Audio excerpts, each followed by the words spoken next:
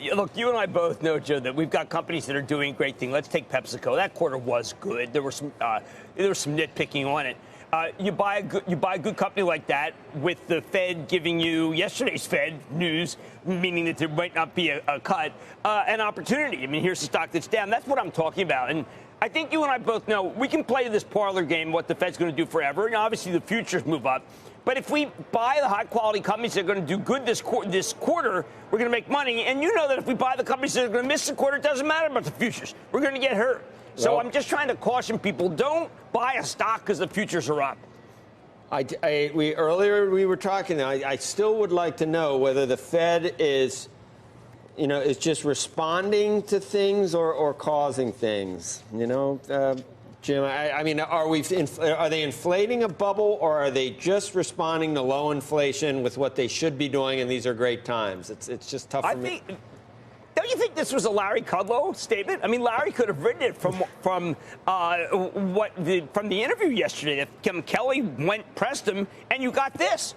So Powell seems to be very in sync with the White House all of a sudden, and I think that makes his life easy. Well, if there's not some horrible dislocation between bonds and if there's not just a huge credit bubble, I mean, times appear to be pretty good. I don't know how you look at unemployment, GDP, wage gain. You look at all the stock market, all the good things that are happening. You got to be careful. You got to be careful of media because it is a good time. But if you say that, Joe, I mean, come on. If you say that, you're in trouble. I know. We got to keep in mind all the horrible things. If you say that there are jobs available in the state of Virginia, you could be in trouble because that means there's 49 other states that maybe there aren't jobs. I mean, really, things are good. And yes, there are trade tensions. Yes, the rest of the world is bad.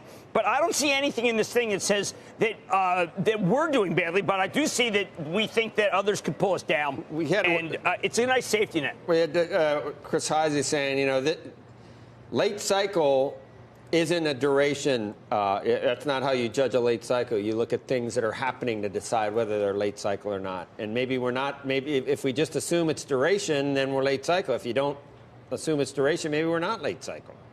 I don't think we're late cycle, and I think that there's so many cycles going on. I thought this was the first time that Powell directly addressed what I call the Salesforce phenomena, which is that there's all these really incredibly great people who are laid off by the technology, and their labor participation is largely, I think, made up by these amazing productivity gains from Silicon Valley, even though Powell says we need to have more productivity gains. But it's a recognition of what's happened, that Silicon Valley's caused a gigantic layoff of a lot of people in their 40s and 50s, and those are the people that Powell's worried about. Nice. And, of course, he's worried about minorities, which he should be.